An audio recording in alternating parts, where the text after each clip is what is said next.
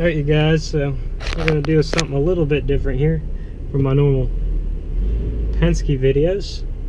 We have a F-650 U-Haul today we get to mess around with. It is a V10 powered truck.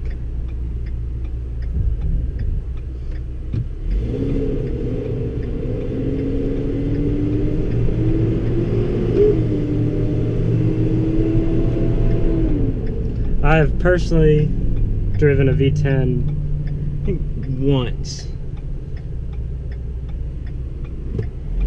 And that was in a F-450.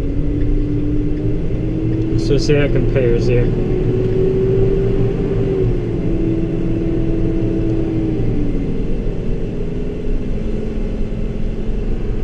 So far, just pulling out of that parking lot, I think it's cold, the engine fan's still on, but it definitely doesn't have the pickup and go of the previous trucks I've driven. There we go.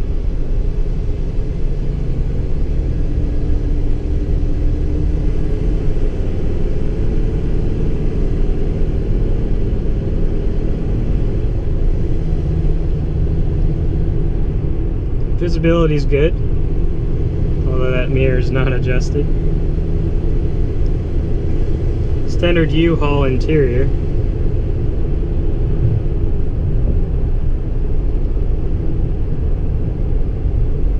This is a 2017.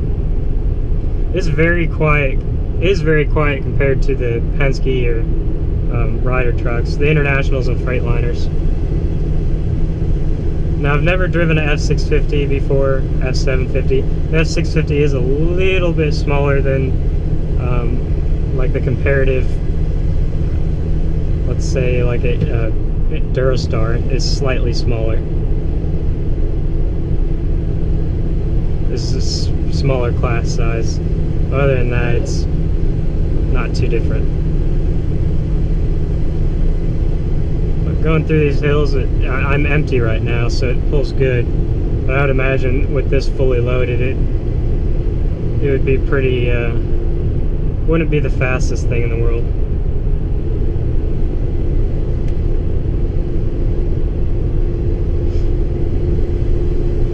But it is very quiet, I'll give it that. It's a lot quieter than the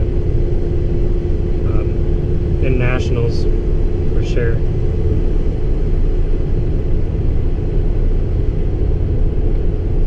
It does drive big, as you would expect, but it's predictable. It drives like a Super Duty would.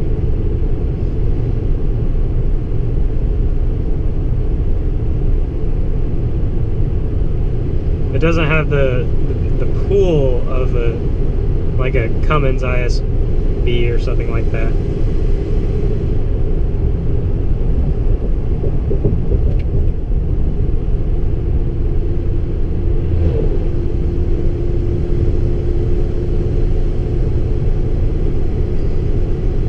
Definitely have to stay on it a little bit more.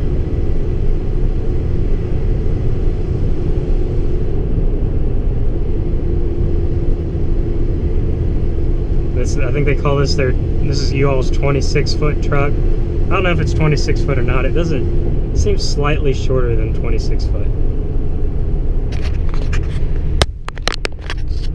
Hopefully you guys are seeing everything I'm seeing. It's a 2017 and only has about 20,000 miles, which is okay. Oh yeah, she's not very powerful at all.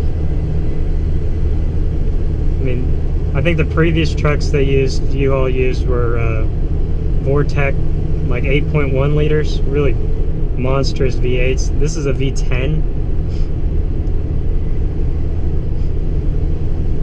Naturally aspirated, of course.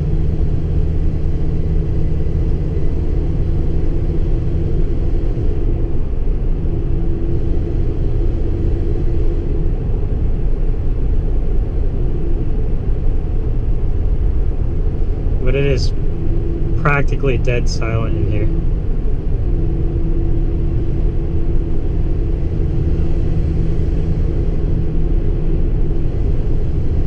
Now these V10s are pretty well known for being like free revving. A lot of RVs use them. The ride is very comfortable. Ride's about the same as like a International or Freightliner. Maybe not with air ride. The seat is definitely more comfortable than a Penske seat.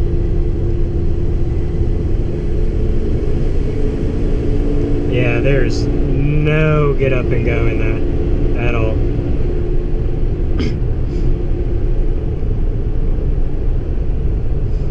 So what I'm going to do a hill climb down here. There's a big hill up here that I will come back up. I want to give that a try.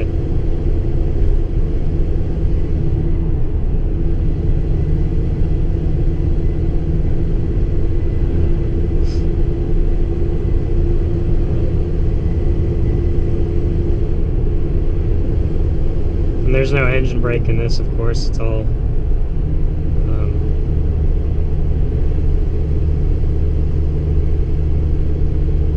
just hydraulic. It's hydraulic brakes. I've never, like, visually, I've never really been a fan of the Ford interiors. I kind of feel as though they use the same cab pretty much on all their trucks. And it just seems kind of, I don't know, it seems cheap to me. But I mean, it's similar material as like a International Freightliner hardness.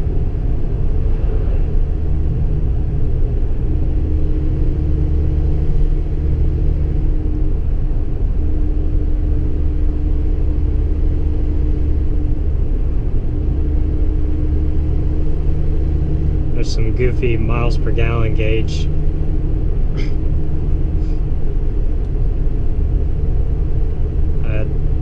It's probably a good thing they don't show you the miles per gallon. Okay, so here's a slight incline, not very big at all. I'll do what I can to keep it maintained.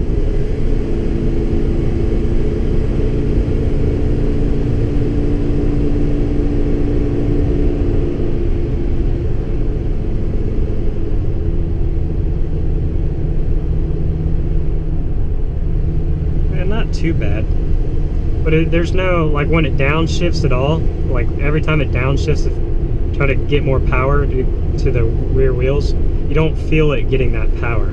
It's just kind of a smooth transition, but it's not accelerating either.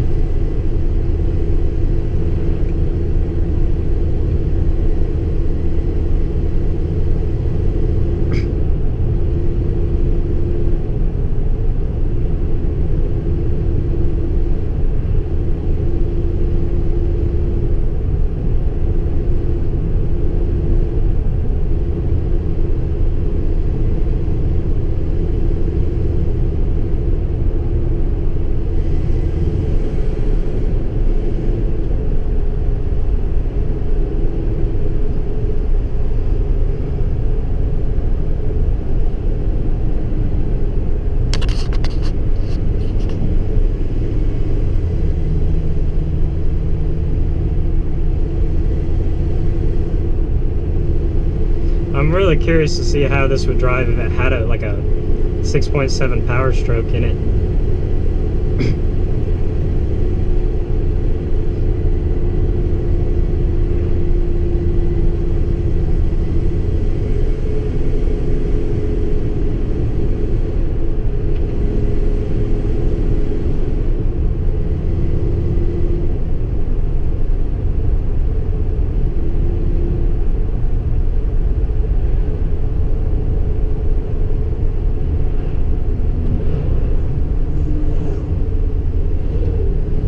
Brakes are there.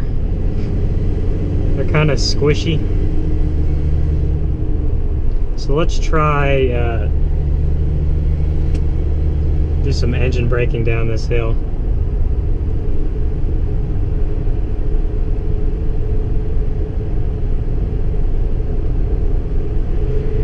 looking for. Engine brake down the hill here. Not too bad. Does have a little bit of response in the engine brake.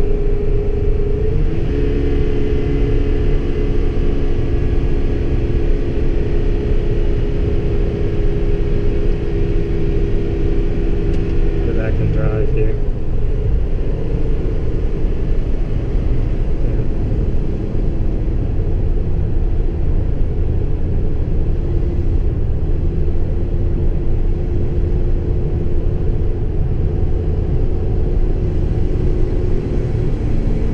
So the hill we just came down is the one I want to test it on, because I've done the International on that, the Cummins powered International.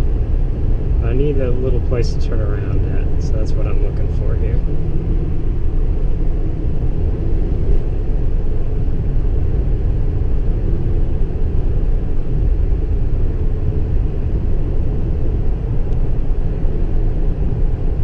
And this big parking lot will do.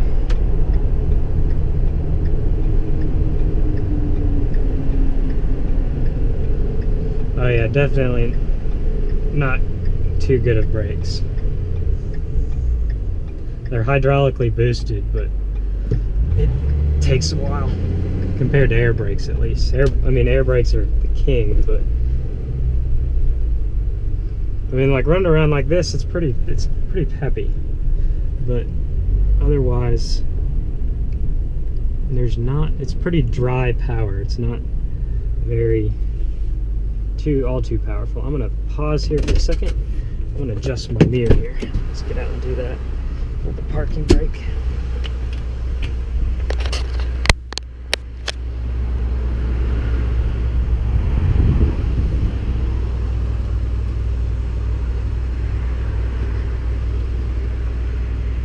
Oh, does this have power mirrors? It must.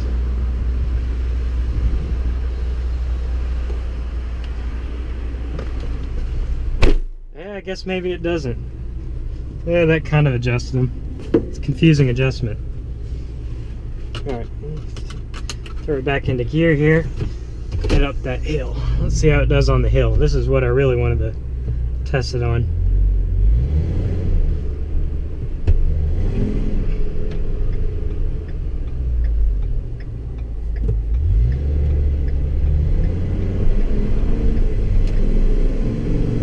Okay, that's foot to the floor.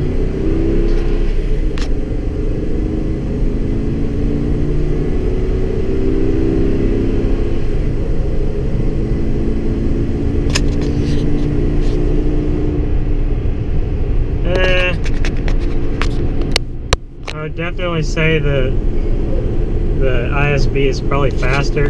It's probably faster than a Max Force DT, but I would definitely say the Cummins is faster. So here's this incline that's going to really test this. On the International with the 220 horsepower ISB, it was able to climb this hill and had enough power to continue accelerating. I didn't have to slow down. We're going to see if this has the same amount of power.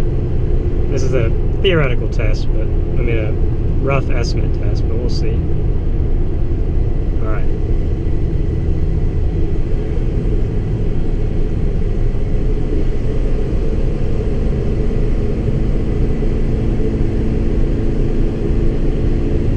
So the answer to that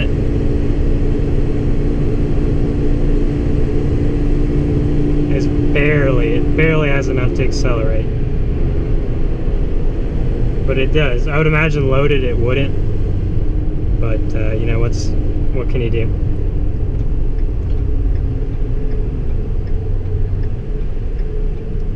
It does downshift a little early to help the engine brake, which is nice.